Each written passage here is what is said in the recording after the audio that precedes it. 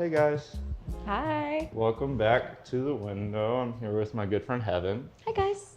And Heavyn, tell them a little bit about yourself. Hi, I'm Heaven. I am a sophomore BFA acting major. Woo! And yeah, I'm just really excited to be here. That's good. I'm glad you're excited. Have you seen any of these before? I did. I watched like the first 10 minutes of the last one, the girl who's in your show that I saw. JC's Hannah. show. Yes. Yeah, yeah, that was a fun one. The ending of that was like incredibly deep. I'm going to have to watch that. I feel like you would also really like that conversation at the end, like last 30, because the last like 45 minutes was supposed to be like a 5-minute segment, but it just like kept going. Yeah, I'll watch it. And that's why I recorded with Jarrell yesterday. I loved Dude, like, this is why I love doing this. It's just an excuse to talk to my friends. You're Shit. very easy to talk to. So Thanks. kind of nice. I try. Anyways, the first step is just a check-in, quick yap. So what have you been up to? Lately, I've been cooling down from cabaret. Like, cabaret was a lot. It was really fun. It was very stressful. You were there. You did all the tech stuff for that.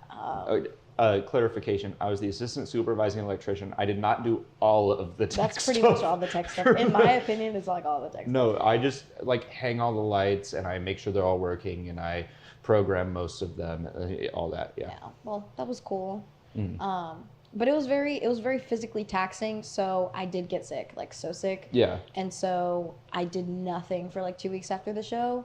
But now I've just been getting like in a good headspace and preparing for Ain't No Mo next semester, which I'm really excited about. What's your role in that? I am passenger 3. Nice. She, like, each character in the show kind of plays like 4 to 5 roles. Yeah. So I play a character called Rachanda. I play a character named, I want to say, just a prison inmate and then a wife, and just, you know, you'll see when you see the show. Yeah. But it's a lot of character changes, so I've been worried about that and just kind of doing my research on just the kind of different people that I'd want to bring into that piece. Yeah. Because it's very serious. Yeah. But yeah. Yeah, the way Chan described it to me was it's like a Boondocks episode if it was a play. Pretty much. Yeah. Oh, I love the Boondocks. Yeah. Yeah. Peak. Yeah, no, but my mom is really excited about it. I love like political black theater. So. Of course, yeah. We did, I don't know if you did this in your theater history class, but we did a section on Antigone and the different like modern interpretations of it and how modern theater interpretations can be used for activism. And there was one that was used for like the BLM movement, and it was like right after George Floyd was murdered. And it was like an incredibly big movement and impactful piece. Like I mean, obviously it's different, but like I also love it. Dude, I wish I was in your theater history class so bad, actually. Dude, Georgia's awesome. my queen. Yeah, slash king. Georgia was the dramaturg for Cabaret, so Yeah. awesome. And Julia's great too. Yeah. Every class that Julia leads in my theater history class, I always learn the most. Yeah. But yeah, no, Antigone is actually we have to write a freaking case book for our final of theater history, a dramaturgy case book, and Antigone's my play for that. Yeah. That's cool. Yeah, I haven't finished reading it yet, though. So many noises are happening. I'm getting distracted. It's okay. But yeah, Antigone, I had to read it for the class. I'll be so straight with you. I read it so quick at like midnight. So I could tell you a couple things about it. But I did love what I read. I did enjoy it. And Ain't No Mo, I've been fist fighting myself from reading because I want to just see it. Because Michaela is like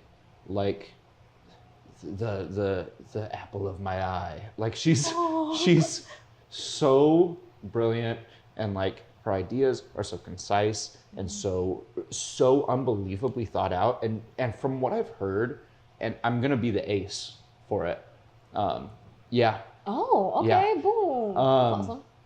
And sidebar, I've noticed an increase in Boom. people saying boom. Yes. It came from Shia. Shia got it from her friend, I think like from Chicago. And then Shia introduced it to Rodolfo. and then Rodolfo. Well, also, all my black friends are using Boo. All of them. Every single one. What? Every single I one. haven't heard anyone that's not in cabaret saying Boone yet. Dude. So it's like all my black friends and like Penny Lou. That makes sense. Like, Yeah. but that was a sidebar. But like, I saw These Are the Keystrokes and I like thought about it for like a week straight. And like, it's still my favorite thing UT's done. And I've been in a UT production. And I love Absolute None. It was great. Yeah. It's a close second. Yeah. But like, These Are the Keystrokes. And you were in that. And you did incredible. Thank you. And we got to talk about your process a lot during it. Because it's a lot. Just acting is a lot. Yeah. But you're something I appreciate about you. And I had Connor on here a bit ago. I know. Connor William Davis. Shout out.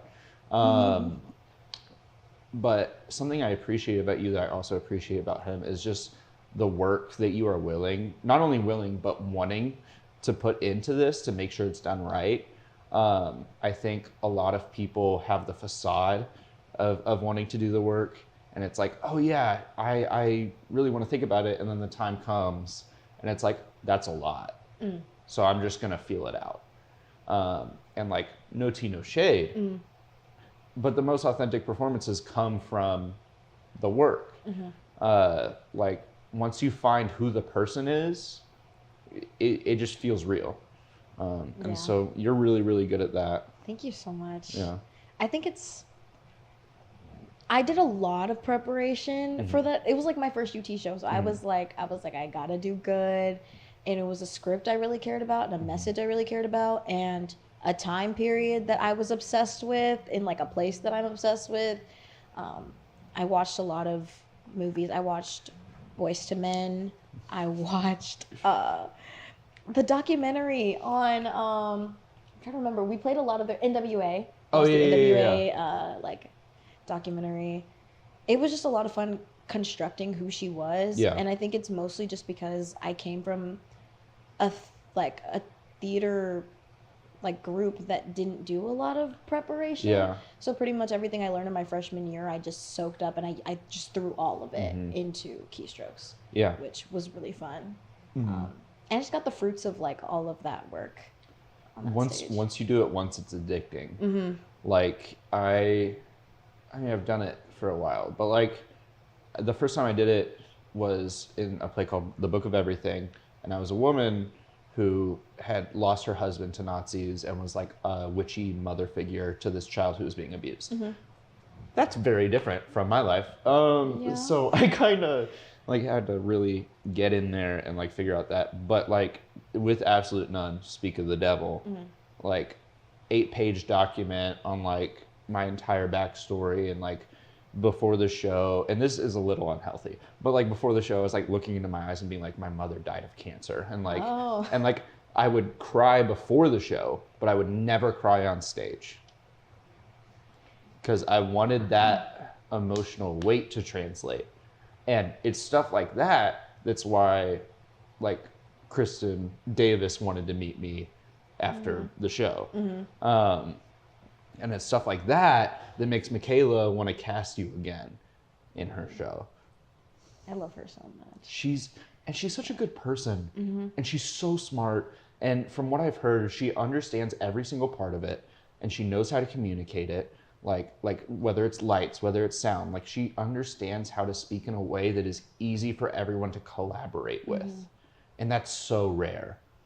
I really appreciate that she knows what she wants. And when she sees what she doesn't want, immediately she says it, like without wasting people's time. I also think one of the reasons I was able to do so much work and play around with that character so much was just because she gives us so much to work with, but also gives us a lot of room to play. Like she gives us a safe space to play, which is not something I found in a lot of directors, but Michaela, she's just such a safe space, such a warm presence, and it's so easy to work with her. And her notes are so valuable because she's done so much work. Yeah. She's an actor, she's a director, like she is just a very true artist, and I don't know. I love her and I love her family. They're so creative and beautiful, and she's just awesome. Yeah. Yeah. This is a Michaela Gibson fan club podcast. I will start one. Like, I can't lie, I would. Yeah. And I'll join. Haley will join. Haley will for sure join. Bella will join. Story would join. Story would join. Like everyone would join, bro. Everyone would join. Yeah. And like, obviously, I'm a little sad I'll never get to work with her as my director. But like, even just getting, like, that's why I fought to be the ace for it. Like, I told Seb, like, hey, next semester I want to be the ace for this. Like, not only is it my class credit, but like, I just want to witness it. Like, I want to witness her process. And I'll get free tickets and I'll be at every show. Boom. Boom. So yeah, I'm excited for that. I'm excited for it too. It's gonna be so fun. I've already seen nothing. I've seen nothing. Okay. I've seen nothing. Okay. No, I got a little sneak peek of like all the things that are gonna happen and all the things that she's really excited about doing. Like the plans, yeah, the Everyone, blueprint. It's going to be such a fun and immersive experience, and I'm excited for everyone to see Yeah. it. And shout out real quick, Amani Edmond being cast in her first UT play. Freaking, I mean, she was in TYA as ensemble. She killed that shit. Ate it up.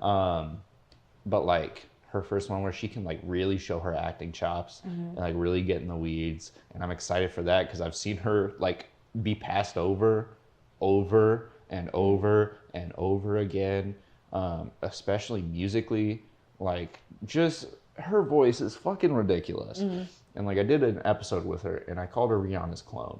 Ooh. Like, she has a very like Rihanna-esque vibe to her too. and she looks like Rihanna. I'd have to see a side by side. I've had multiple people who like see her for the first time. Like, my best friend came down for my birthday and he saw her in person, and he afterwards we go on a walk and he's like, bro, she dead ass looks exactly like Rihanna. I'm gonna look at her again. Like, I'm gonna stare at her face. But she in that reading was just so fun to work with. Like, she's hilarious. she gave me a lot to play with too. Like, we were working off of each other, and it was just, it was fun to watch, but it was also fun to just be a part of. So I'm really excited. Y'all got a good group. And boom, we do. We really do. How could you not? Michaela, she knows how to pick them. Big time. Yeah, twice in a row.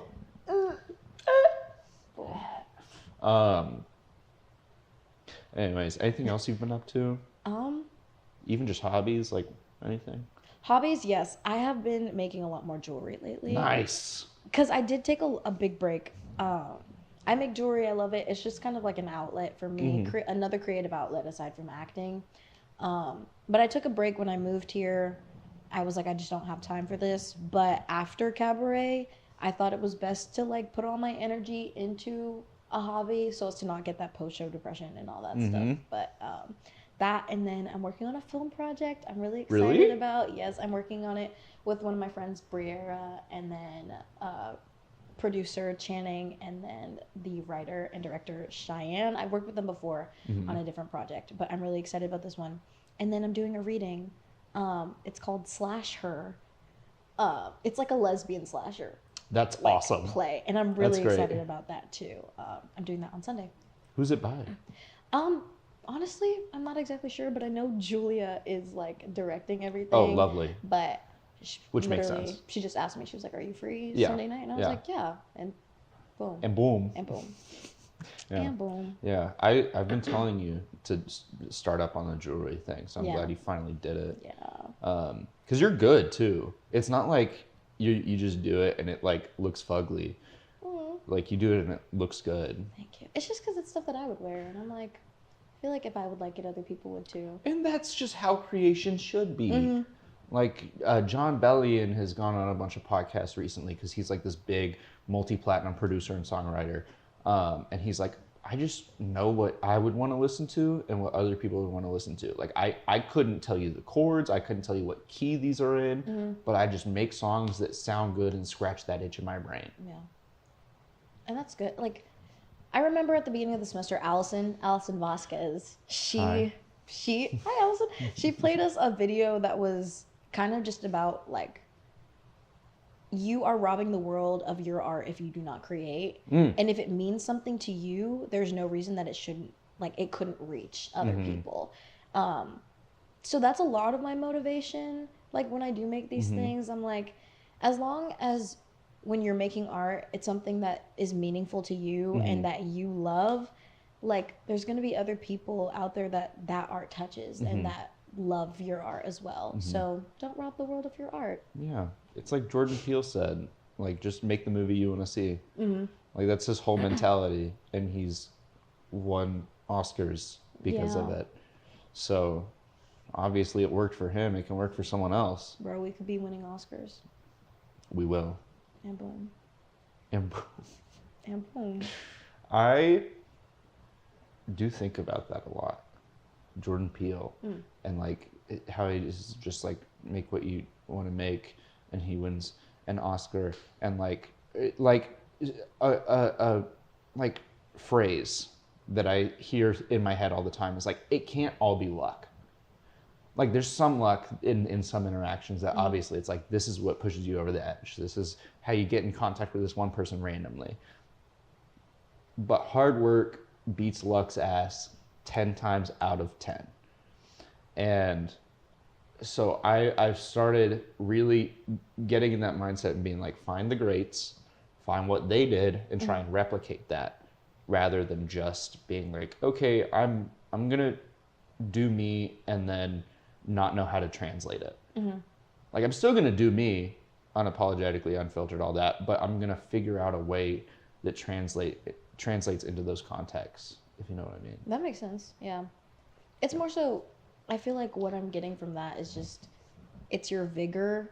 It's like, it's luck. It can be luck, but it's just really how intentional are you about getting your work out there? Yeah. And like using tactics of the greats to get your stuff and making connections with those type of people. But yeah. Yeah. Yeah. Boom. Boom.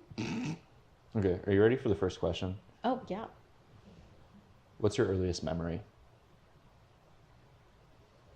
My earliest memory, I think, is, I don't know, this is the first one that popped in my head. Okay. I was in the kitchen of my house in Georgia, and we're singing a song, and it's like a prayer song. It's me and my brother, probably just my brother, and then my mom, and like the cabinets are really warm and woody, and I remember that the kitchen and like the living room was like a dark red color. But I have to remember the song, but I don't remember it right now. But we sang that song every morning we woke up. And I think that's like the earliest memory that comes to mind, that I know is not just someone told me that I did this, that it's just like I actually remember it. Yeah. That's cool. Thank you. Yeah. What's yours? I have to give a new answer every week. Oh. So this week I'll go with, I remember being like genuinely obsessed with like construction vehicles when I was like really, really little, like 3 or 4. And I would call them all of them tractors, every single one. And so there's like videos of me with like a bulldozer, and I'm like, it's such whack dog. It's like, That's really sweet though. I was so dumb, as most kids are. I was 3. At that, yeah. But also I was like reading books at 3, so like I don't understand how those things didn't translate. Hey, you know what? That's okay. Yeah. It's okay. I was like, Mama Llama, Red Pajamas. That was a fire book from my childhood. I don't know that book. Dude, it's heat. There was, I can't remember which like musical radio show it is, but they'll do like rappers like reading children's books, and like they did that book, and it was so freaking funny. Like what rappers? Like Sexy Red did one.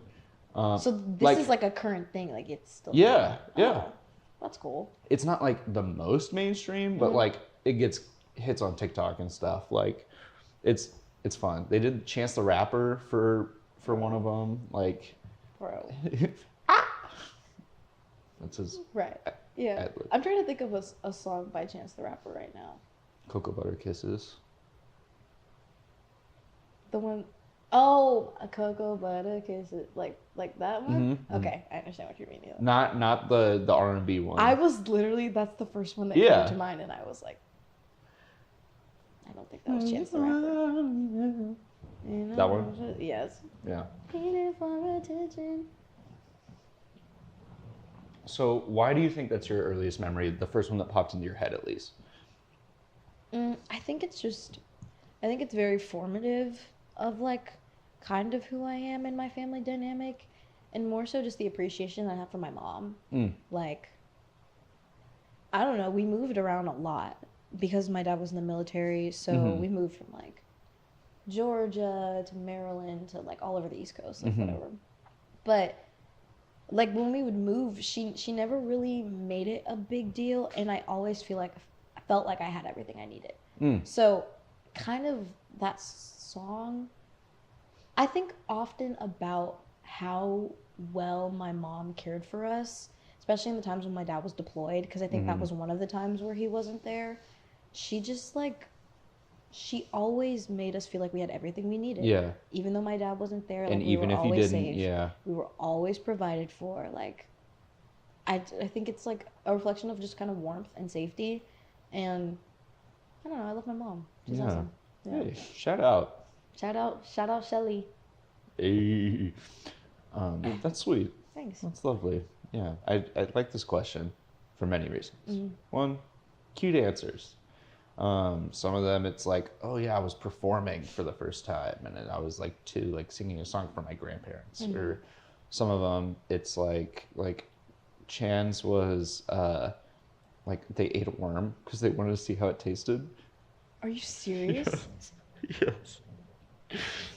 And then some are just like so sweet and like you said, formative in a more general sense. And so I think shining a little spotlight on that is important every now and again. Being like, hey, little me. Oh, I haven't thought about that in a long time. Yeah. I love Little Hev. She was cute. Yeah. She was also a performer. She was. I've seen some of those videos. Yeah. Oh, I showed you. You sure did. The Christmas ones. Yeah. Bro, I'm gonna release it one day. One day you gotta re-record it, but sample the old one. Oh my, that'd be tough. Like that low key go hard. I made a PB&J song once. I don't even remember that one at all. I have them all written down somewhere. Yeah. They're in like my bookshelf in my bedroom. Like I could totally like. That would be a nightmare. Would you say that's like the first step you took into like creativity when you were little? For sure. Like, I don't know what made me start writing music. I think like one day my mom just decided I could sing and then fed into that for like my entire childhood. Yeah. And so I would like write songs. Like I have vivid memories of like this notebook, this purple notebook. And in 5th grade and like 4th grade, I was writing songs in this purple notebook with my friend Stephanie, and we would just write songs together. Nice. It was like our songbook. Yeah. But I had one about like dreams and like spaghetti. There's spaghetti somewhere. Ooh, spaghetti, yeah. And tea. Those are the only things I remember that are in there. Yeah. But I think writing music was like the first thing, like the first moment I realized I was creative, but then I haven't really done it since. Yeah. So. Which like I think anyone who can sing should try. Yeah. Like it's taken enough pressure to get Amani to start, and like me trying to help her produce and like all that stuff. So I just think everyone should. Like if I'm gonna try it, then like people who are naturally talented and gifted at the art of singing. You're naturally talented and gifted at like producing music, and like you have an ear for music. So I would like to think so, and thank you. But vocally is where the talent depletes. Hey girl, go get some voice lessons. Yeah, no, those are expensive. I'm just gonna sing and then learn how to do it by singing over and over again. Yeah, no, that's good too. Which has been working so far. But yeah, you should make music. I think about it often, honestly. You should. Like, some of the songs I'll hear on the radio, I'm like, someone actually listened to that and released it. Like, here's the thing. I love me some like punk, some Midwest emo, some of that like stuff that's like, I hate my mom. Like that's the vibe that it gives. But like, it's really just observational. Like thinking about Dear Maria, I've got your picture. I'm coming with you. Dear Maria, let me in. It's just observational. It's like, I've got your picture, and then where am I going? I'm going with you. Yeah. Dear Maria, that's you. This is like a letter. Yeah. Let me in. And it's just like what he's doing. Yeah. Like, no, like I went to this metal festival, or it was a hardcore festival, and they were just like, I was wearing a plaid t-shirt. And like, that was the first line. And I was like, you're just describing what you're wearing. Sitting on a leather couch in a white sweater. Yes. Like, boom, I'm releasing it. Like, it's so crazy how simple it really is if you like look a little too long. So yeah, make music. Yeah. Because then you add the depth and people are like, this is revolutionary. Or they're like, why is it so complicated? It's also just a really fun creative outlet. Oh, it's great. An emotional outlet. Like writing a song and then like voicing those feelings in like the recording process. Dude, it's cathartic. It's like there's a cognitive behavioral therapy thing where like if you record yourself talking to yourself on your phone, like on a video, just you getting to say it out loud provides some relief because it takes the weight off your shoulders. Even though you're not saying it to someone, you're not having a conversation about it, just saying it and getting it out there makes it easier to analyze and to like grow from. I think I really agree with that. Yeah. It's just kind of like how sometimes you just need someone like to tell your feelings to, and then you feel better about it. Yeah. Yeah. It's like it's been memified, but like guys always want to like solve the problem, and girls want to just like be heard and tell them about the problem. Yes. Yeah. And so I started making the distinction. I'm like, okay, I'm just gonna ask what you need first.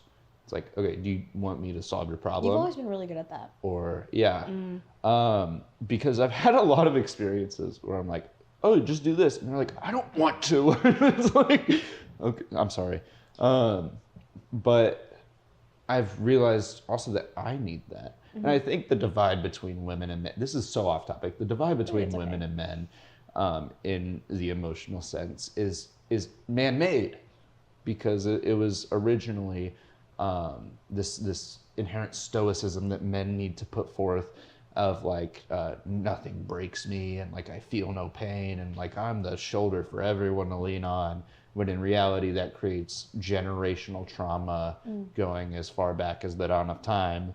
And then it just creates a divide that is of our own making between us and the opposite gender.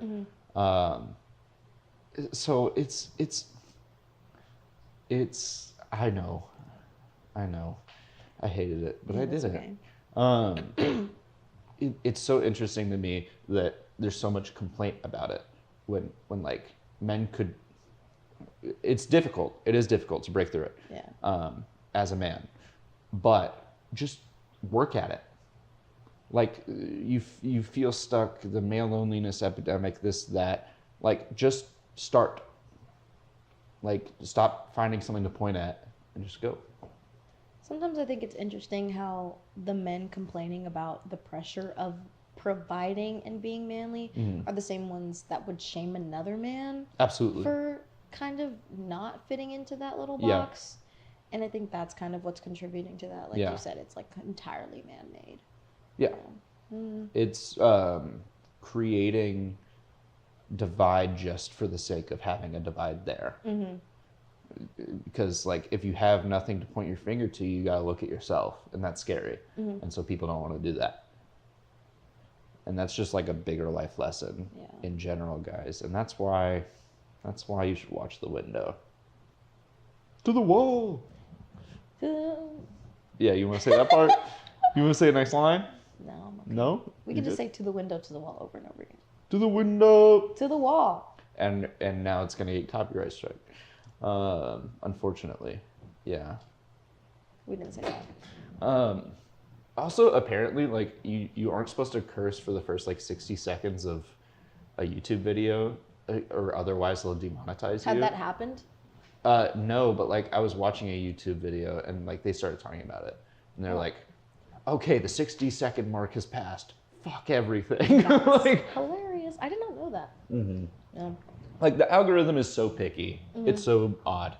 But yeah. Any other comments on your earliest memory? No, I think that's all. No. I think I remember the song though. What's the song? This little light of mine. Oh yeah, yeah. I'm gonna let it shine, and so on and so forth. That was a good save. Yeah, Thank you. That was good. I do think that is like that has to be old enough to where it's like not copyrighted anymore. Like the original. Right. I Like, forgot about that. It's old. It's a great song though. It's timeless. I freaking Yeah. love it. It's so warm. Yeah. But, It's like a hug. Anyways, speaking of music, next question. Who is a person in music, or what is a piece of music that was formative for you? for me, I'd say a person who was very formative was Alicia Keys. Mm-hmm. Like, just like we were talking about how I used to write music, I loved Alicia Keys. Like, I don't listen to her music as much as I did before. Like I don't listen to a lot of her recent stuff, but she's the reason I love music. Like, Yeah. I wanted to do everything that she did because I liked her songs, and my mom would always tell me, "Oh, she's a songwriter," and I'd be like, "Okay, well, I guess I'm gonna write some music then." But I love her. I want to be her, and she's freaking awesome. Yeah. Yeah. Yeah. Delve a little more into that. Why do you think you grabbed so hard onto that? I think I grabbed so hard on it because even to this day, when I think of the first songs I've ever sang, one of them is The Climb by Miley Cyrus, and the other is like Girl on Fire, and like the entirety of Alicia Keys's, I'm trying to remember the album, Diary album. Like, that album, just like my mom would listen to it over and over and over again, and she still loves that album and only that album. Then songs in A minor, like, she's just a genius. Yeah. And I wanted to learn piano too. I just still don't know how to play the piano. But I think her voice is very beautiful, and I think my voice has kind of formed based on hers. And then also just the kind of music that I would write if I was to write music. I think if it was to ever come out, it would be like a reflection of how often I've listened to her music. Yeah. Yeah. Yeah. I was watching this video and they were talking about like game development. It will relate, I promise. But they were talking about how these different games are like often related to each other because of the vibe of them. And then the game is Stardew Valley. Like a very, very popular like farming sandbox game that has a lot of depth. It's created by this one guy named Concerned Ape. And basically, Stardew Valley is just an amalgamation of games that he liked, that he had played. Oh. And he didn't do it like on purpose, but it's just like subconsciously, it's like, oh, this is what I enjoyed. Let me replicate that. But since it was like his own work, it became original. And so I think how we consume media in any format, music, film, games, whatever, it always seems to find its way into our work. Like you had a playlist for your character in Keystrokes. I did. I've had a playlist for like every character I've done.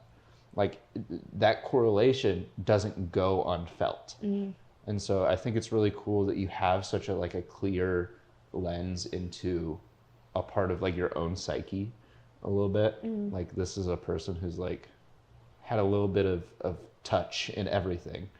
Yeah, like I think any piece of music I'd play would have like a little pinch of Alicia Keys in there. Yeah. Maybe a little touch of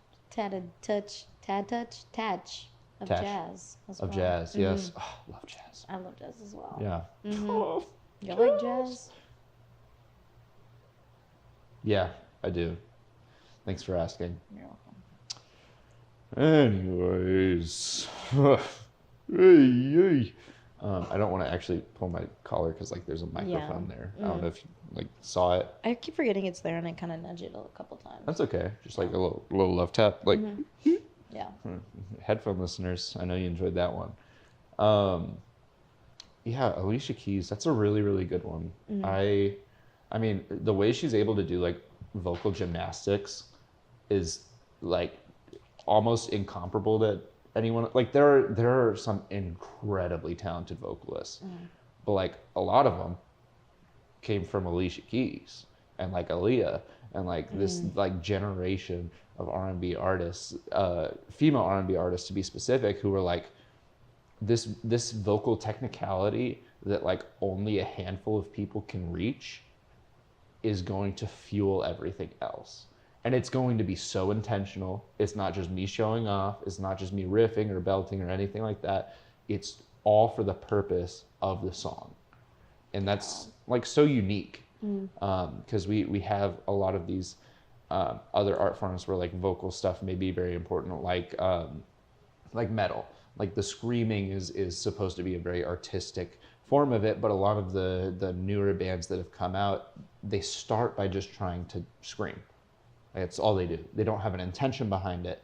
When originally the creation of metal, it was you are so overwhelmed with this pent-up frustration or anger or sadness that you can't do anything but just scream the words.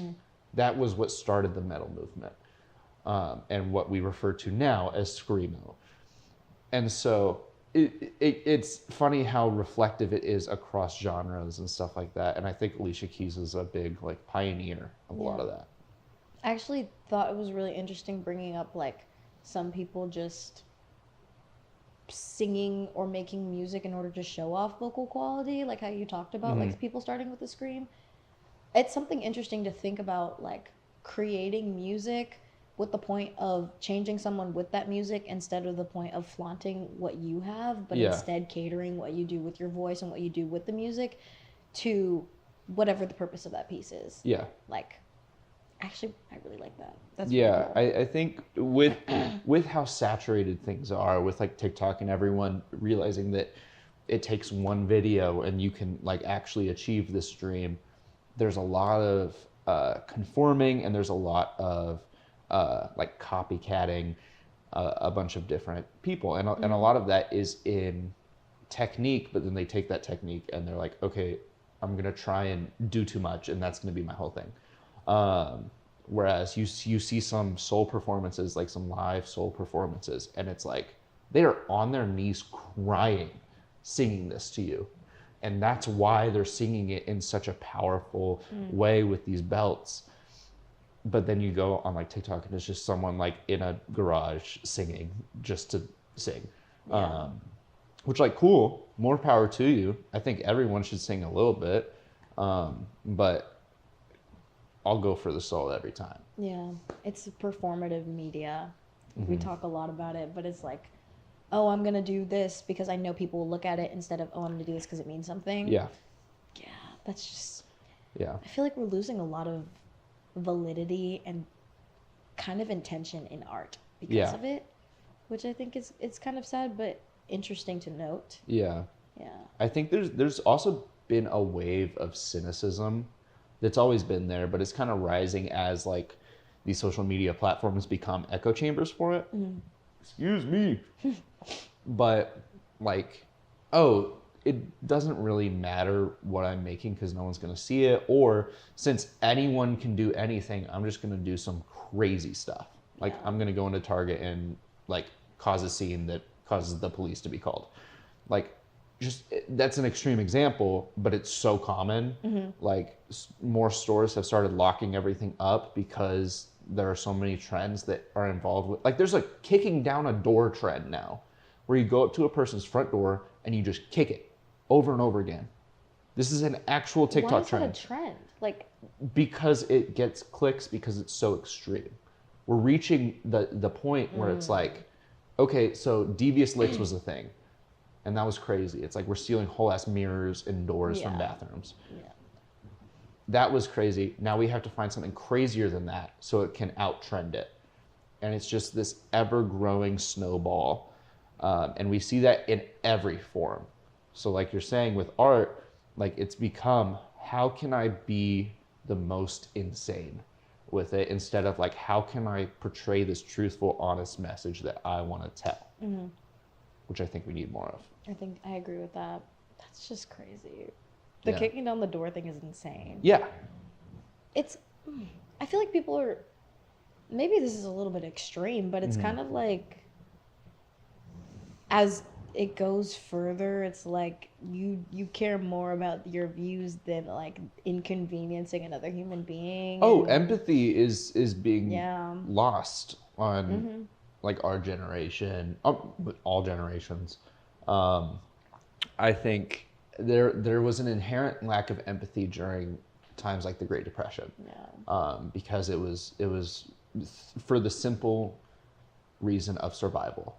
Like, if I have too much empathy for you, I will not make enough money to have food on my table. And then from there, it moved into like, okay, the corporate world, and it's so competitive that I can't be like, oh, I feel for this person that I'm stealing their job because I need to go do that. And capitalism is fueling me to go and grow in a way that pushes other people down in order to step up instead of climbing the ladder like a normal person.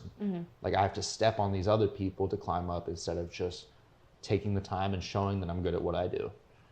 And so it's a wonderfully crude evolution that we've come to from that of lack of empathy and things like that. And that's why I think, and especially in politics, and like, I talk about politics a lot. I won't get too into it, but like, I have always found that empathy overpowers all. Like, if you have a disagreement, talk about it. Don't try and berate someone with facts, because that's not going to do anything. Even if you're right, they won't listen because of your tone, because of the way you're approaching it.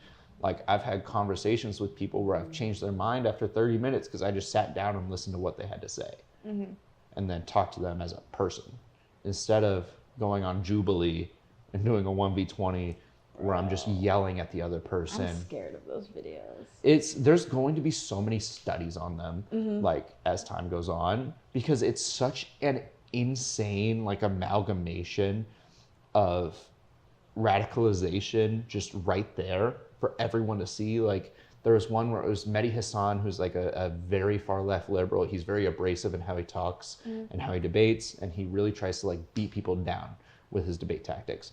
So like, he has a lot of good things to say. I don't really support the way he goes about it, but I appreciate what he's standing for, and I appreciate the passion for what she's going for it. But on that, like, someone like said they were a neo-Nazi and like said they were a fascist, and that was like normal. Like, it didn't get a reaction from anyone except for the liberal guy. So like, the radicalization movement of social media is something that, like, dude, I should make a video essay on that. Like, holy shit.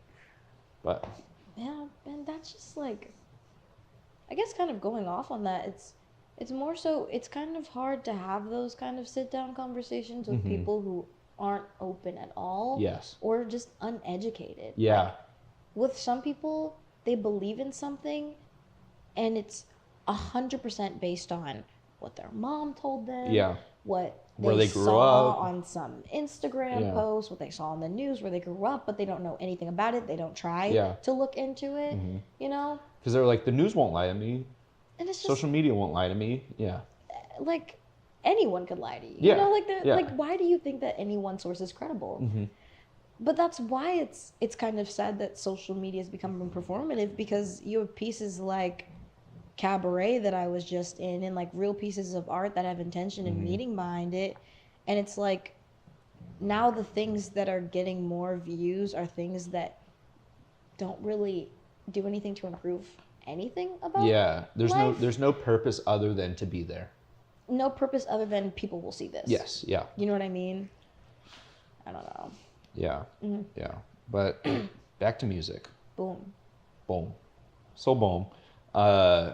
I think an artist, a musical artist, that I think has been formative for me in a similar way, of like, it kind of drove like kind of what I wanted to be, is, and I've used this example before, but I'm going to use it in a different way. Fall Out Boy. I mean, like, that was my first favorite band. Like, I listened to it with my dad because my dad was a drummer, which I talk about a lot. And so he was listening to a lot of punk and all this stuff. And so I listened to From Under the Cork Tree by Fall Out Boy. Their best album, by the way, and it's not close. I'm not familiar with it. That's okay. You've heard Dance Dance, you've heard Sugar We're Going Down. They're both from that album. Probably, yes. Yeah. Yeah. But, like, just the punk movement in general is so anti-establishment. And being a young, bold boy who was in speech and debate, I was, boom, saw your brother died. That's an actual thing that happened. Did you know about this? So it's like AJ, or Big Justice and AJ, the dad, and they're live streaming. And someone says, like, my brother died, can you say something about it? And he goes, I'm so sorry your brother died. He gets 5 big booms. Boom. Yes, boom. I do know what you're talking about Yeah. now. Genuinely psychotic.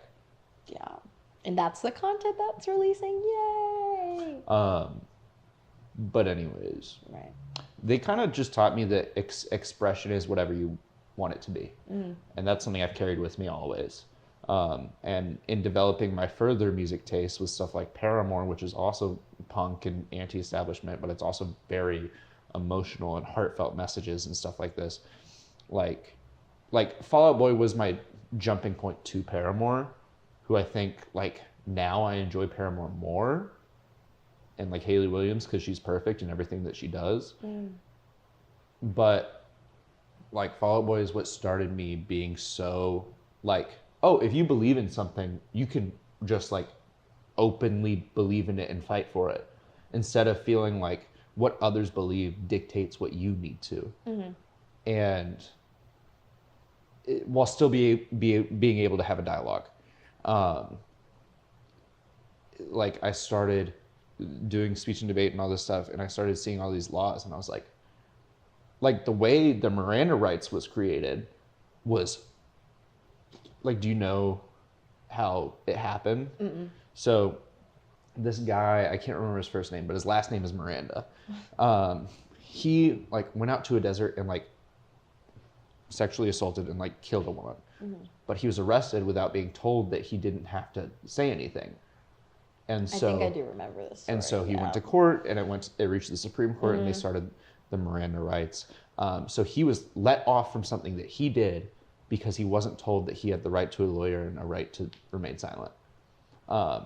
Like, it's crazy that that's how that came to be. I'm glad it's here now, but it's crazy the different levels of our justice system and, like, how corrupt it is. And all of that stems from a pop punk band from the early 2000s. And so, like, really every radical belief I've had in life has somehow, I can trace it back to Fall Out Boy. Yeah. That's interesting. I think that's really cool, actually. Yeah. Wow.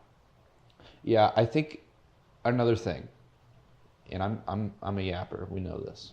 Yeah. But not a problem, bro. Another thing that I love about the hardcore movement, because I think there's a big, like, wave of misinformed feelings towards the hardcore movement as it stands now, because there at a certain point in the punk scene there was a lot of skinheads, which is Nazis. And it was a very different sector of punk, like, because then you also have bands like the Dropkick Murphys, who are from Boston, and, like, they have a song called We Kill Nazis or some shit like that, like, something crazy like that. Yeah. It was, like, to fight that movement. And so there's a lot of people who just inherently assume that this hardcore movement is conservative and, like, right-leaning and all this stuff. It is the literal exact opposite. Like, I saw so many, like, Fuck ICE t-shirts at this festival. Every single band, it was like Fuck ICE, Free Palestine before every set. They started selling shirts there that was like, I drink warm beer because fuck ICE. Boom. I love that. Like it went hard. I'm not really gonna lie. And, like, the community of it, like, there's a difference between like a metal mosh pit, like a real metal mosh pit, versus like a rave mosh pit or something like that. Like those, anything that's not like hardcore, that's a mosh pit, I feel unsafe in. Because it's not a communal agreement. You don't understand the rules. You don't understand what you're doing. You're just trying to run into people and hurt people. Yeah. That's kind of what it is. It's trying to like bump into everyone. That's not what it is. Moshing is an art form. And these people who are in this environment understand what it is. And so like if someone goes up to someone and just like throws an elbow at them, they're getting jumped and thrown out of the pit. Yeah. And like at every metal concert, you have people who are stage diving and who are moshing and they get dehydrated quickly. So there's always water jugs, no matter the occasion, no matter who it is. So like, it's an incredible uplifting community that just happens to be angry. As we all are. I didn't realize it was that much of a collective. Like it was that. Every single person I've met at like a hardcore concert has been the nicest person I've ever met. And it's like these 6'4", 300 pounds of pure muscle guys. And they're just like, hey man, I saw you're trying to take a picture with your friends. Can I take it for you so y'all can pose? Aww. Like that actually happened. There was this lady, she has like a septum, she has huge gauges, tats everywhere, tats on her face, pink hair. And me, my dad and my uncle were all smoking cigars together. And she took a picture behind us because she thought it was so cute. She didn't know us, just took a picture and came up to us and she was like, y'all just look so adorable. I took this picture of y'all. I can send it to you. And I was like, that's so sweet. That's really sweet. Thank you. And so I'm here to say that the hardcore movement and the hardcore community are the sweetest people alive. Like my favorite metal band, Counterparts. The lead singer wrote an entire album about his cat that died. Because his cat was his best friend. What was it called? The album? I think it was called Eulogy. Oh. Maybe Eulogy for those still here, something like that. But it's an incredible album. But it's all about his cat, Coda, and he like makes sure to play at least one song about the cat at every concert. Like that's adorable. That's really sweet. It's sad, but it's adorable. And it's just artists like expressing things that are meaningful to them. Yes. I also just really like the idea that like what you're talking about the mosh pits, but it's really when people are doing what they love and what they're passionate about, they're the most happy when they're like actually expressing themselves in the ways they want to. Like I think that's a testament to also just like loving an art form and how much joy that can bring. I think that's really cool. It creates like beautiful communities. I mean, even R&B. Like I went to a Destin Conrad concert. I'm not a huge Destin Conrad fan. I'm not the target audience for Destin Conrad. It's gays and people of color. Right. That's like the target audience, and I am neither of those. Shockingly, I know you couldn't tell, but I get there and like there's this dude who's like greening out because it was so hot and the fog machines are going. And just immediately, like, someone on stage was like, okay, let's get him help. Like, just, like, no matter what kind of art it is, the community is just so tight-knit because we all believe in it. If you buy into something, oh, my God, there's no connection like it. I think it's so awesome how quickly, like, a room of people can become friends over, like, one, like, connection between a piece of art, like, or a song. I really love that. Like, I thought it was really funny. Yesterday, Story, we were in class, we were in Lana's movement class, like, she played this, they told her to play Christmas music, and she found, like, a black, like, Christmas music playlist, and the first one was, like, the Boyz II Men song, like, I don't know if you've heard it. Yes. Let it snow. Yeah. And no one in the class knew it. Yeah. But it was just, like, it was, like, a very solidifying moment between me and Story, because I was like, oh, I love this song. Look around, everybody's like, what is this? And Story's like, y'all don't know this song? And they're like, no. And I was just like, I don't know, it just kind of solidified the bond that like me and Story had too. It's also just, it's something so simple as like being the only two people that know a song, and it's just like, dude, finding someone who knows like your niche, there's nothing like it. It's so awesome. I don't know. kind of like an unspoken little like, oh, we can rock with each other on this if nothing else. You know what I mean? Do you use Apple Music or Spotify? I use Apple Music. I have Spotify, but I had it only for my Keystrokes playlist. Yeah. And then like a 90s like old school rap playlist that I listen to. So my Spotify rap does say that I'm 72 years old. But that's just because I only listen to it for those two albums. Yeah. You know what I mean? Yeah. But I was gonna ask because like for my Spotify Wrapped, I had like let me pull it up so I don't get the number wrong. Mm-hmm. I listened to 3,142 artists this year. It's always a crazy number. Last year it was a crazy number. Was it not? Yeah, but it wasn't that crazy. That's insane. Like last year it was like 1,500, I think. But this was like I had someone they slid up on my story and they're like, damn, you really had more artists than I had different songs played. I think that's true for me as well. And I mean, I just love discovering new things, but like, dude, trying to find someone who knows these artists that I'm listening to with like 158 monthly listeners. Because you're listening to so many different ones. It's yeah. Yeah, but I think it's really cool too. You know, I love it. That's why I do. I wouldn't do it if it felt like a chore. And when it does, I stop. And I'm like, okay, I have to re-listen to Kendrick. Like, it's that time of the month. I have to. What's your like go-to there's nothing else to listen to album? That's a good question. From Under the Cork Tree is one. Riot by Paramore is another one. Counterparts, I can't remember the album name, but it has, I think it's called like Vessel or something, but it has like just a building on it, and Bouquet is a song on that album that's my favorite song of theirs. And then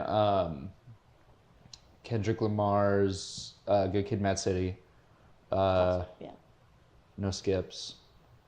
I think those are like the main ones. Yeah, but I very rarely feel like I have no other options. I can tell.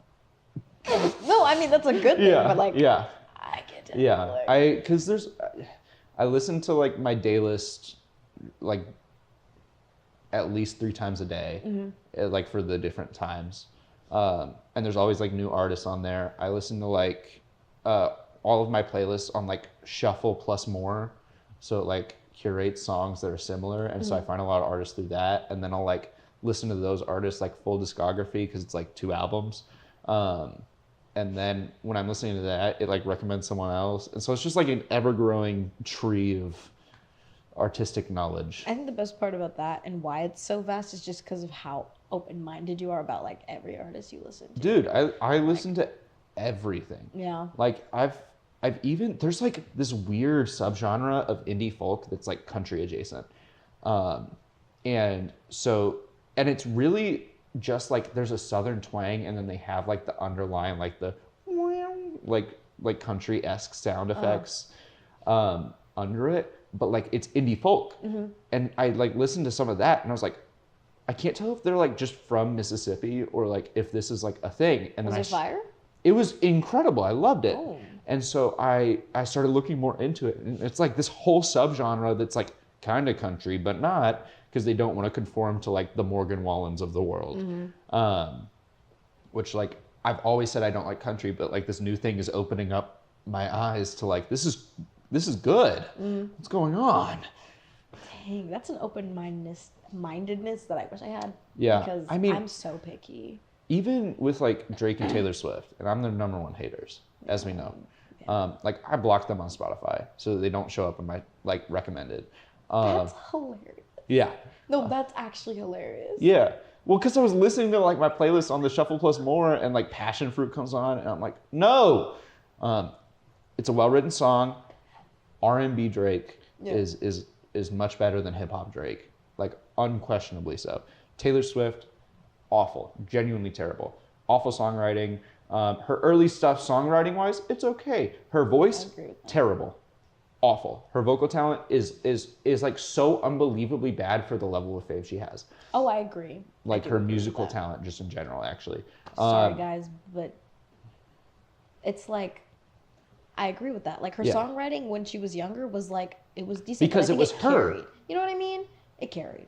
But Like, because it was her writing it, and then she got ghostwriters, and then she got other people producing her shit for her. because then it's just like, what's the point? Like, Taylor Swift, you're supposed to be like the songwriter. Like, Yeah. it's the point is that the reason you got famous was because these songs sounded like you and they were yours, and then you get ghostwriters when you don't even have that fire of a voice. Yeah.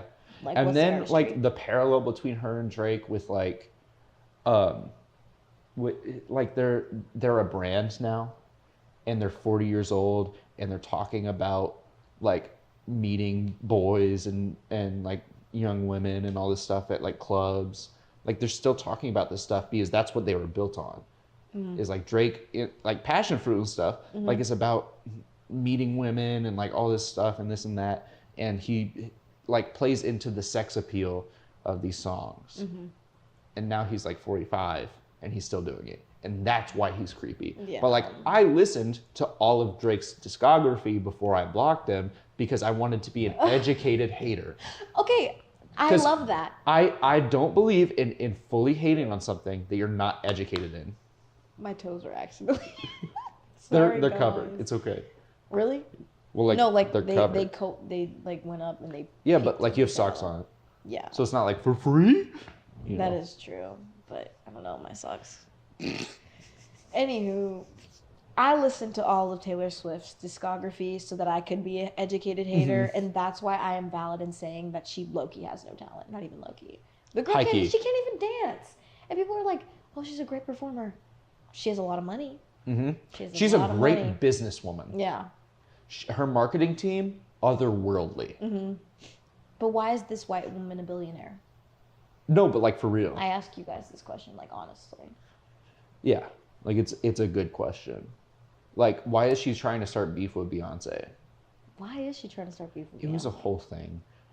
And Beyonce like showed up to her Eras Tour like film premiere thing to like show it wasn't beef, but like never spoke on it because like why would I talk about this? It has Yeah. nothing to do with me.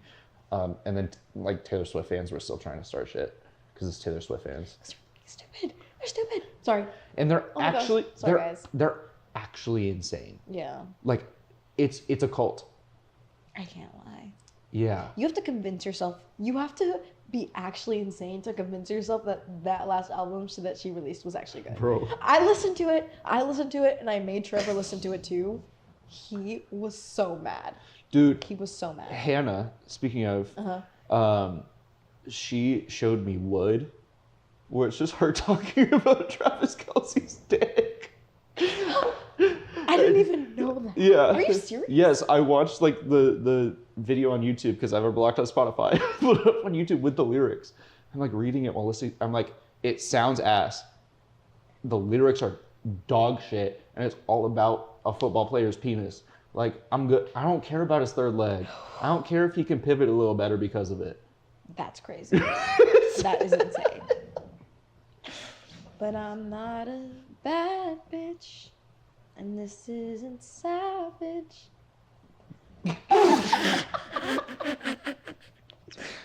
Oh Oh, my god. Okay. dear Lord. We need to move on. I'm sorry. No, I forgive you. Thank you. Okay, next question. Mm-hmm. Who's a person in or a piece of TV and film that was formative for you? A person in TV and film that was informative. Low-key Eddie Murphy. Eddie Murphy? I can't lie. Yes, Eddie Murphy. Like, I think growing up, I was mostly like into like theater and art because of Nickelodeon, and it has nothing to do with Eddie Murphy. That has nothing to do with Yeah. Eddie Murphy. But like Keenan and Kel. Yes, and I love freaking. I wanted to get slimed so bad. Like Yeah. that was my prime motivation in being an actor. I And was not like, wow, in like- the... I wanted to get the green slime. Like, Yeah. you know, like Yeah. they had fun. Like the Kids' They had Choice fun up Awards there. stuff. Yes. Like they had the golden trophies and they would get slime, whatever. But I think like the actors that I've like admired the most just because of the fact that my dad would always like make us sit and watch the movies was Eddie Murphy because my favorite movie of all time is Coming to America. Yeah, which we watched together. We did watch that together and It was it's lovely. awesome. Was it your first time watching it? Mhm. It was so freaking good. Like It's hilarious. I could watch it over and over and over again and never get bored of that movie. I adore that movie. Mhm. And like whenever my dad had told me that like in most of his movies, he plays like almost all the characters or like a lot of the characters. Mm-hmm. I was like, that's sick and Mm-hmm. that's really cool. And now looking at the fact that the characters I love to play most are the ones that are just like very much different from myself Mm-hmm. and like I want to like transform into Yeah. someone else. I'm kind of like making the connection of like, oh, like It's like Eddie Murphy, playing bro. every one of the barbers. in Yeah. that scene, Yeah. like even the white one, which I Yeah. thought was so funny. Yeah. And then his other movie Norbit, like Dude. that's hilarious. Fucking Norbit, dude. Oh my goodness. Yeah, I love him. He's funny. I like comedy. So I'd say like he's had the biggest impact. Yeah. Yeah. You? If we're going comedy, I mean, I think like the late 2000s, early 2010s SNL. Like Andy Samberg, Yeah. Bill Hader, that era, where like Seth Meyers is still doing Update, all that stuff. I grew up with a lot of SNL because my dad is a huge comedy guy, like huge. Like we would watch SNL like every Saturday together. I grew up watching sitcoms because my mom and my dad love sitcoms, mostly my mom. Those early 2000s comedy movies. Like, have you heard of The Campaign starring Zach Galifianakis and Will Ferrell? I've not heard that. No. Yeah, most people haven't, but I've seen it. Boom. And it wasn't great, but it was funny. It honestly checks that your dad loves comedy. Yeah. Like that makes sense. Oh, he is like, I can trace everything back to my mom and my dad. like it's Fall Out Boy, my dad. This comedy stuff, my dad. Your dad. Yeah. Yeah. But like that early SNL, like they were just so balls to the walls nuts. Like there was some shit where it's like it fell way short because they're taking such big risks. But like Stefan, where it's like John Mulaney's writing for Bill Hader and Bill Hader doesn't know what he's about to read and say as this character, and it becomes this like huge sensation that like then has to have a finale of its own. Like this character has a finale. I need to see that. Dude, the like evolution of these characters and the through lines that they have throughout these like seasons. Like when Seth Meyers was leaving, that's when the Stefan finale happened because Stefan was like in love with Seth Meyers. That was like the That's thing. amazing. And so it was like Stefan was like getting married to like another character. And like Seth Meyers came in and like broke it up because he was like, wait, I've always loved you. It's Unhinged. That's crazy. crazy. Incredible. Genuinely incredible.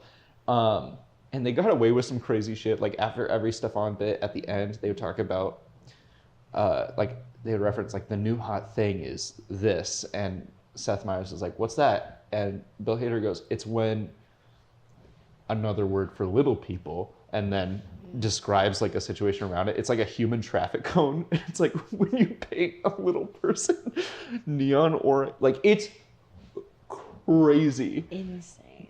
Like actually unhinged. Like genuinely. And I love it. Like I will not advocate for that, but it did give me some real big laughs. Like I think comedic risk taking is something that just blossomed into every other part of my life. And sometimes you bomb. Sometimes you bomb real bad. And I mean, it's happened on this podcast when I went and you were like, oh, and that was, well, I do that a lot though. Yeah. And I secretly think it's funny. It is funny. Yeah. It is funny. Or like what you do is funny, but I just I can't like give you credit. Yeah. Like I just Because you're a little disappointed. Because I can do better. Yeah. Yeah. I've seen better. Yeah. You know what I mean? Yeah. But I think that's funny because my dad actually, this is another early memory, but another reason I wanted to be an actor was because that was my dad's dream. He wanted to be an actor. He was very heavily inspired by SNL. Like he wants to be on SNL to this day. Like that's his dream. And so I just think that's a really fun connection because I love Saturday Night Live. Yeah. But yeah. Dude, even like Drunk Uncle. Like, do you remember the drunk? No. These are some good pulls. I need to watch it more often. Dude, just like look up random bits from the early 2000s to the early 2010s. Like up to when Pete Davidson like first got there. That's when you should stop, basically. Okay. Okay. And he was pretty good for his first like 3 or 4 years. Yeah. And then like 2017 he fell off. unfortunately. But it was a lot to do with the writing. That's a whole other thing. Which is why he eventually left. Anyways, yeah, SNL. Boom. Boom. SNL. That's going to be the title of this video. Boom? Yeah. Can it? Yeah. Okay, I like that. Yeah. I try and title them off of stuff that we talk about in the episode. So like Rihanna's clone was like based on talking to Amani about that. Yeah. And I was like, and ASAP, and she was like, I need to find me mine. That's hilarious. That's hilarious.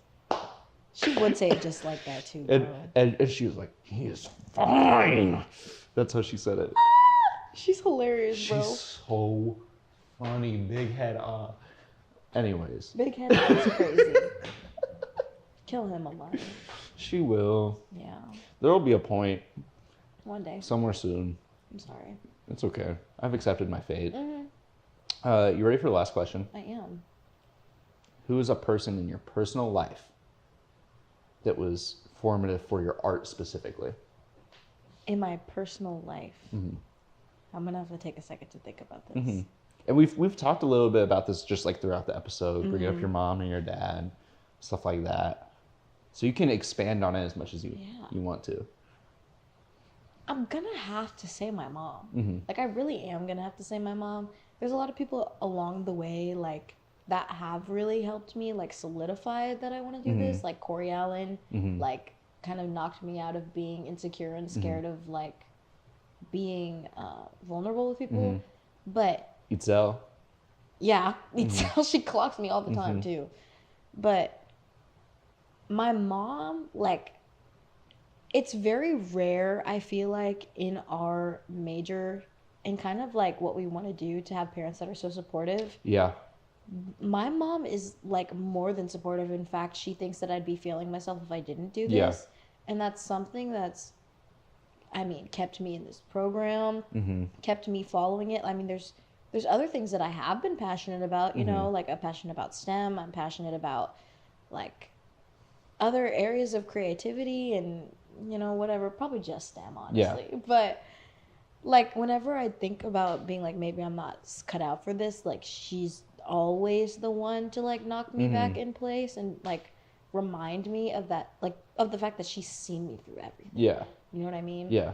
From like my first play, I was Belle in Beauty and the Beast Jr. Wow. It was 5th grade. And she recorded it, and ever since then, like, she still to this day reminds me of that performance and that is the moment that she realized that I need to be on stage. Yeah. You know what I mean? Like, yeah. It's always been her believing in me. Like, she knew I could sing before I knew I could sing. Like, she knew I could act before I knew, you know? It's just so rare to find that kind of support in this. Yeah. You know what I mean? Yeah. Like, especially when it's so, it can be so, like, scary and risky going into this, but I think having a very reliable support system is so important. And just knowing that, like, regardless of what happens or regardless of where I am, she's going to be there to put me right back on track. Yeah. You know what I mean? Even recently, I was seriously doubting what I was doing. Yeah. But every time I talk to her, it's like, I'm like, oh, yeah, my bad. I like completely forgot. And it's not even like she's pressuring me into it. She genuinely just reminds me of why I loved it and why I do love it. So definitely my mom. Yeah. Yeah. That's awesome. She's awesome. Yeah. That's great. Love you, Queen. Shelly. Hashtag. Mama Carter. King Carter. Huh? Coach Carter? King Carter? Which Carter is it? The Carter. That's what I was thinking of. Yeah. Which one's the Carter? Lil Wayne? Oh, yeah. Yeah. Look, there's so many Carters. Yeah, I know. What I mean? Coach Carter, the Carter. Beyonce Knowles Carter. Yeah. Jay-Z. Yeah. Yeah. Yeah. Do you know Beyonce's mom's name? No. Tina. Tina Knowles. Boom. I like the name Knowles. It's an interesting last name. Yeah, that's so off topic though. Yeah. But what about you? I mean, again, new answer every week. So this time I'm gonna shout out the friends I've made here. Like coming here, I hadn't been in a show for 2 years. I hadn't auditioned for anything before the college audition cycle for 2 years.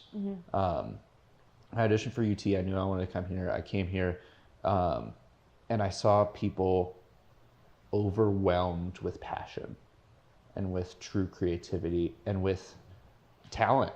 And that's something I hadn't experienced before. Like at my high school, I can name like literally one person who I'm like, that dude is like destined to be an actor. His name is Parker Blagg. If you're watching this, he's at Texas Tech. He's about to graduate a year early from their BFA program. Awesome. He went in a BA, worked his ass off, and earned a BFA spot. That's really cool. Yeah. I'm glad he's doing good. Dude, he's going to graduate a year early. He's getting super into film. Graduating a year early in a BFA program is hard. Like, he's like probably the hardest working person I've ever met in my life.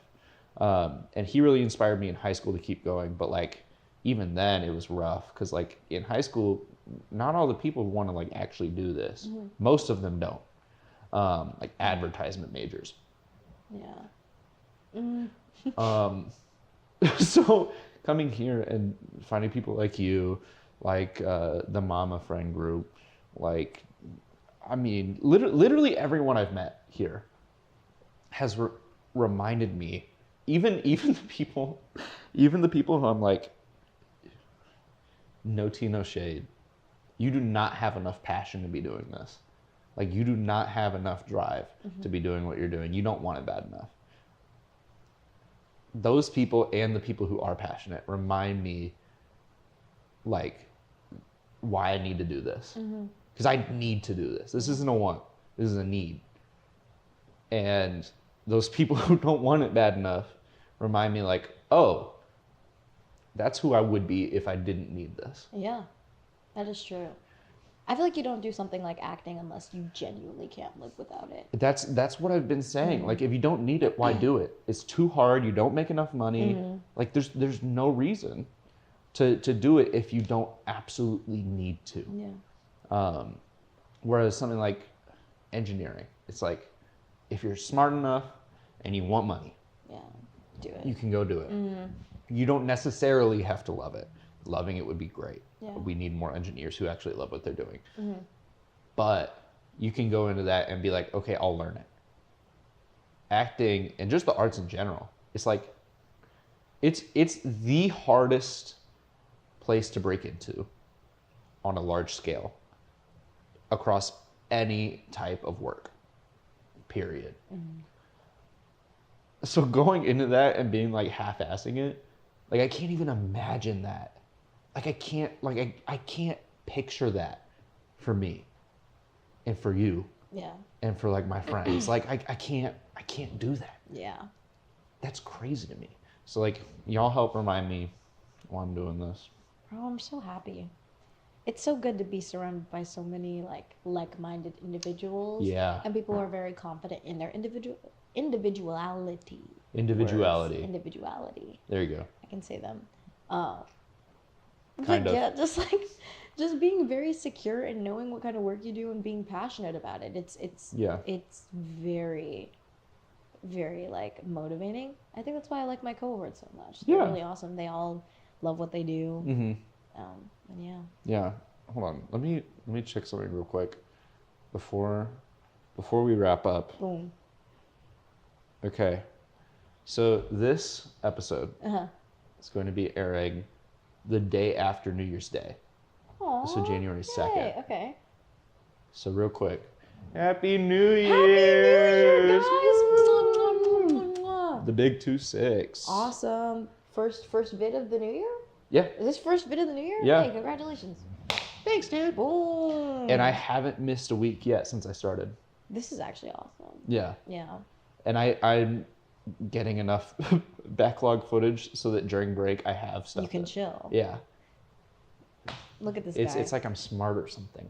Honestly, like props to you. Like you're doing so good and Thanks. This is so awesome and like I feel just very appreciated just how you like interview people around Winship and ask them about their artistry and let them know that they're important. I think what you're doing is also very, very impactful and awesome. It makes me feel special. Thanks. And you are. Thank you. And you deserve to know that. Aw, thanks, Haddon. Yeah. I don't like that one. I don't know. I like it that because one. it's just easy. But Yeah. boom. Rodolfo actually asked me to be on here. Like Really? asked me. Yeah. Yes, get Rodolfo So for the Diet of Worms like lead up, we're gonna record that and like put it out as like a press thing. So cool. Yeah. That's actually so cool. Yeah. Yeah. So I'm get excited. them on there. The OG boom. Yeah. Well, Shia and Rodolfo are the OG booms. Yeah. Plus TikTok. I've been seeing it all over TikTok too. Dang. Oh. Mostly black people. I don't know. Mm. It might be a Shia and black people thing. Shia plus black. Yeah, that makes sense. That actually does make sense. Yeah. Yeah. Okay. Any closing remarks? This is awesome, and Haddon's the best. I'm not, but thank you. It's okay. Yeah. Do you know how we end every video? How? We do a little heart like this, and we wave to the camera and we go, bye. No!